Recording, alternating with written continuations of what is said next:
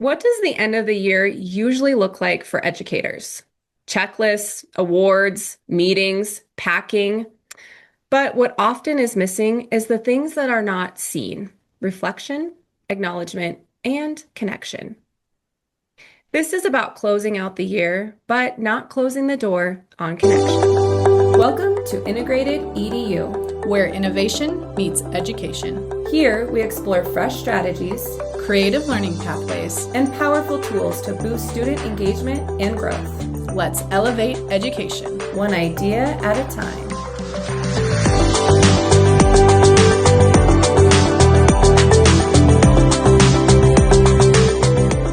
Welcome to Integrated EDU. I'm Kara. And I'm Megan. Today we are talking about how to close out the school year without closing the door on connection. How much time do we spend planning the beginning of a school year? A lot. But how often do we spend that same amount of time intentionally designing and planning how to close out the school year? Today's all about how we can intentionally keep the connection all the way to the last day of school. And that can be very challenging. I think Absolutely. as educators, as leader, anybody in that building, right? As the year closes down, the days are counting, we are thinking about all the things that we need to do, right? All the visual things, which is, that really bright piece of paper that ends up in your mailbox, the checkout list of, Yeah. I don't know, it's probably like 5 or 37 pages long. We're thinking about like how many Clorox wipes do we need to buy to kind of clean up? How many boxes do we need to pack? Things that we need to take down. It's just visibly always there. Yes. And a lot of times at the end of the school year, us as educators, that's where we feel like those checklists, the to-do lists, that kind of starts taking precedent over a lot of other things because we get overwhelmed with how much we have to do in order to close out the school year. Because don't forget, the grades have to go home, report cards, all of the other paperwork that goes along with those checkout lists. Yeah, and when you have all of that to do, and I'm even thinking of our leaders, right? That list doesn't end when the teachers walk out the door. It probably just starts. And we forget the things that are unseen because they're not really maybe right there in our faces. And those unseen things are the connection piece. It's reflection, right? It's taking time to think about how it's really going or how your year went. It's acknowledgement for different things. So today's episode is all about kind of like stepping back from the seen things, that list of to do, and focusing on the unseen things, which are actually very important. Absolutely. We talk about a lot. Meg and I have talked about this on previous episodes. We don't necessarily like countdowns because it can bring up a lot of different things in our students. And it all plays back to because sometimes at school, we are the kids' safe place. We are their home, we are their comfort, we are their support. And one thing we have to do with our students when we are in a space like that is we have to figure out how to not necessarily end the relationship with those students, but help them in transitioning what that relationship is going to look like. Not only for those students, but for us as ourselves, transitioning kids into, okay, we've had an amazing year, but how is this going to look moving forward? And not necessarily think of it as a I'm done, like see you later, as shut the door. But like, what do you want them to carry forward as they go into the next school year? And what do you want to leave them with? What type of support or encouragement do you want to send them off with as they go? Yeah, I think one of my favorite things to think about, like as that group of students leave, how proud I am of how far we've came together, and they've grown up a lot in that time that we've had them. Create this little family together, and what, like Kara's saying, what are you leaving them with, and then what face do they get to see when they come back in the next school year, right? Because you're their safe place. You're the person that's created that connection with them, that's created that place to take risk. And now they're starting that over again next year, and that can be scary.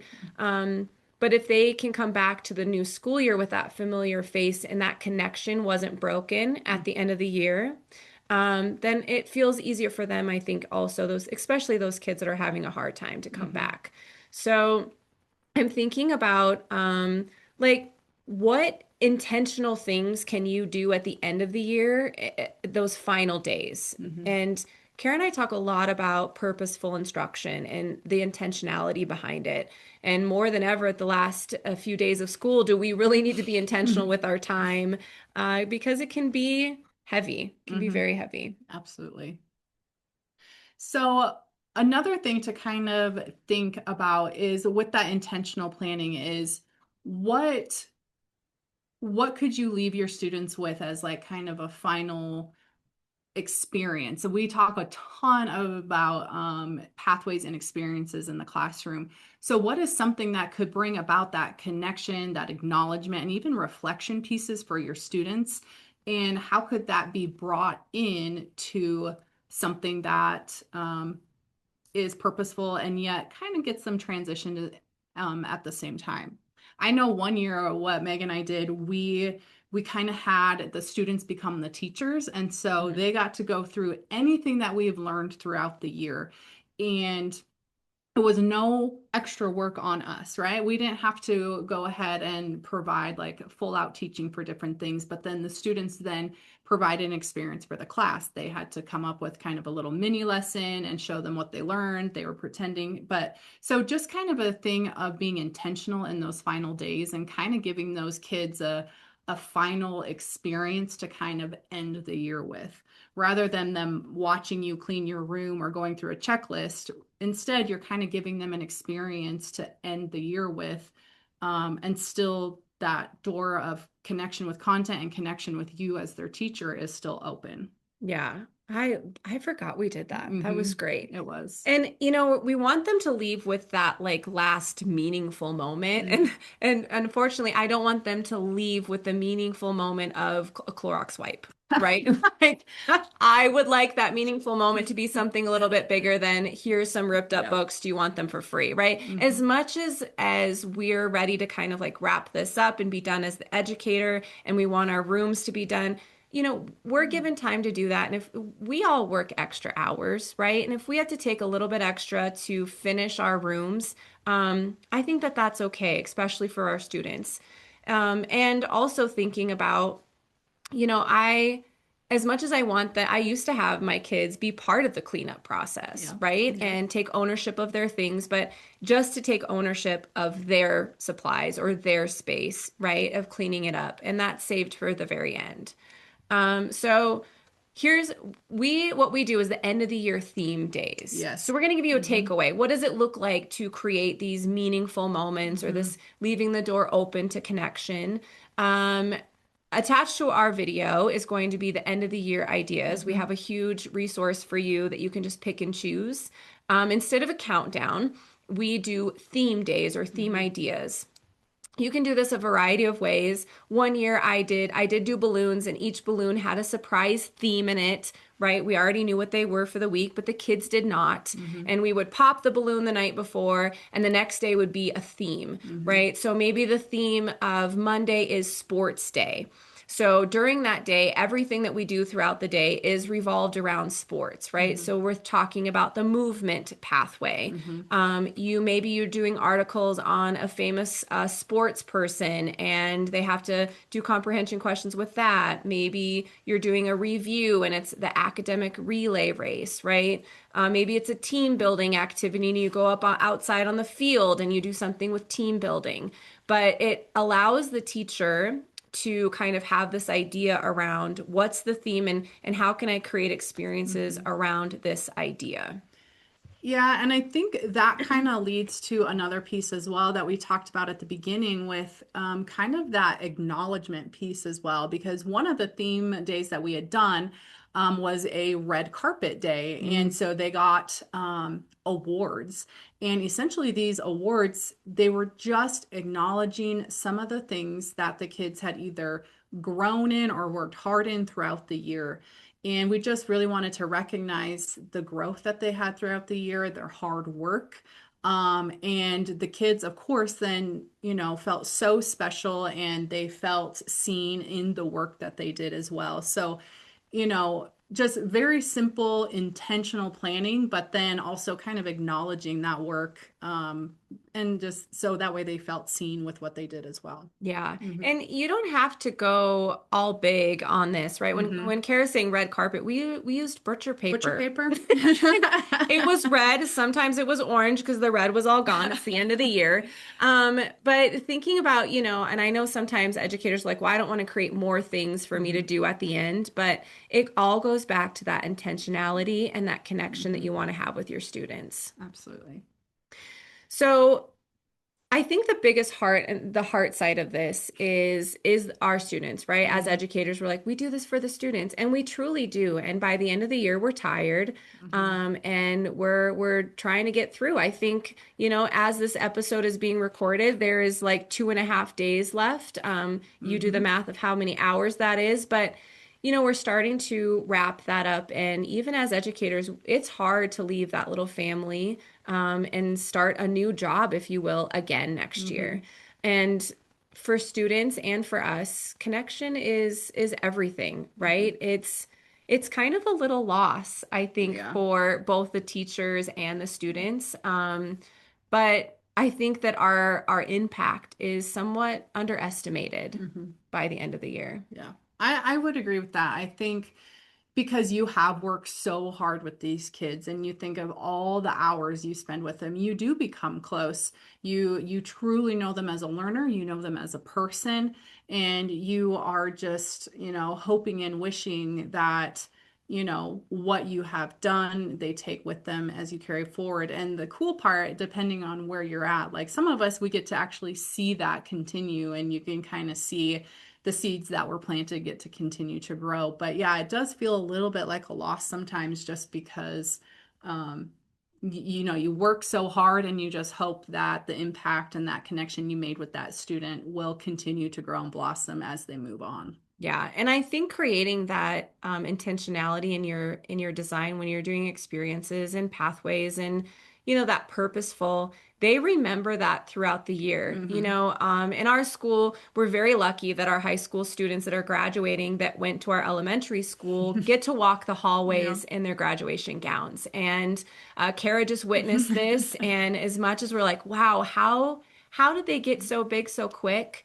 Those students what's really cool is come back and say, hey, I remembered in your class we did blah. Hmm. And as much as you think maybe it was a lot of planning or it wasn't that big, that's where those experiences and that connection sticks, even from them sitting in my classroom as a second grade student to now graduating seniors, and they remember that learning that took place. And I think Hmm. that's where that connection piece needs to be held on for so strong. Absolutely. I would agree. And it is crazy because you have kids that like Meg said, they just came through and they'll come talk to you. Some of them you don't recognize because they've grown so much. Some of them you can pick them out on the spot because they've hardly changed, but it is amazing. They walk into your classroom and be like, you've changed it so much. Like this isn't what I remember. And so like even just in things like that, like y you are imprinted in part of their journey, and it's just a really powerful place to be as an educator. And even though the days can feel long and feel hard sometimes, like that connection and that impact you're making on their lives is extraordinary. And it's just kind of a cool thing to reflect and think about, like you were a part of getting them to where they are today. And so it's kind of, that was pretty cool. Yeah, Hmm. yeah. And I think I that's let's stop on that the educator side. We've talked a lot already about this episode Hmm. about how can we make connections with our students and help their Hmm. year end on a positive note. But I think we need to make sure that we recognize the educators in the building too, right? Hmm. No matter what position they're holding, whether it's the leader in the building, whether it's the instructional coach, the team lead, the teachers, the cafeteria, whatever it is, right? Is that we also need that closure too, Hmm. and we tend to move real fast at the end of the year and not reflect at all. Like I don't even think we take a beat. We're just like and done. Well, wait. Teachers racing out the door. Right. And then that burnout kind of like lingers on into the next few weeks of school. And Kara and I have something for you that can kind of halt that and help you really close out the year with connection for yourself. And a part of that is to just stop and reflect on your year. And I know some of you are thinking right now, we don't have time for that. Yes, you do. You got 15 minutes to just sit down either with your computer, with a notepad, something, and just sit and quiet and reflect on how the year went. Because, if we're not acknowledging that impact that we've done throughout the year, then it kind of loses its purpose. And it's okay to reflect on the negative, but don't forget to also reflect on all of the positive. So oftentimes our brains naturally go towards the negative, just as humans. And sometimes teachers, and I don't know anyone like this, just kidding. Us as teachers, we get so hard on ourselves because sometimes we don't think like, oh, I didn't do enough, or, oh, they didn't end the year at, this reading level. I was really hoping that they would do that. But we don't see like, where did they start? And we have to keep that in mind. All of the positive things that were happening throughout the year too, and the things that truly did make a difference. Maybe you started incorporating pathways into instruction and you saw huge growth. Maybe you started more intentionally designing experiences into those hard to understand concepts and you saw growth. Write those things down. Make sure you're reflecting on not just the things that were difficult, but also the things that truly impacted the kids and that were positive. Yeah. I think for this one, we have 3 questions for you to answer before you close the door in your classroom. We want you to write down and keep it for next year so that you can read what it was, because you're not going to remember. Summer happens.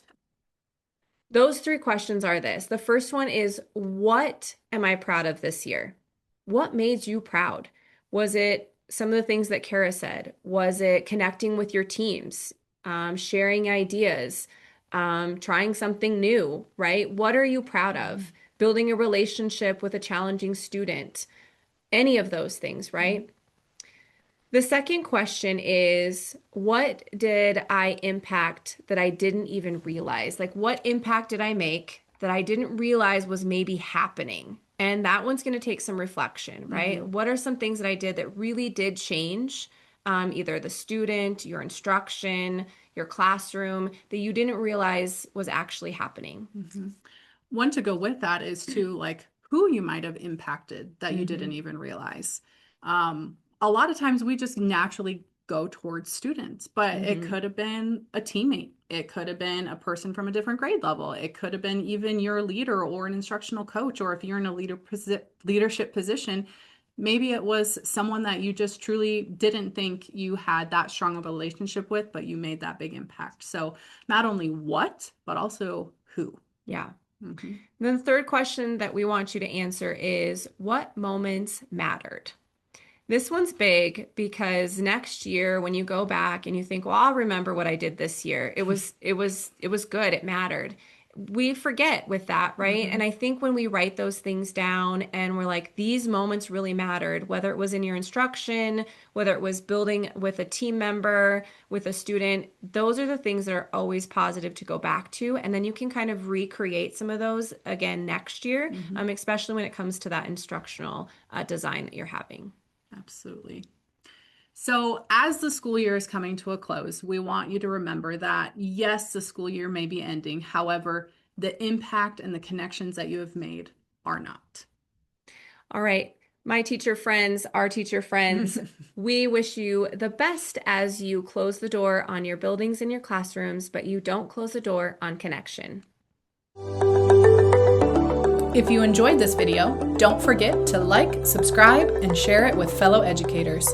Join the conversation in the comments and let us know how you're applying these strategies in your classroom. Together, we can create meaningful learning experiences for all students. Thanks for watching. We'll see you in the next one.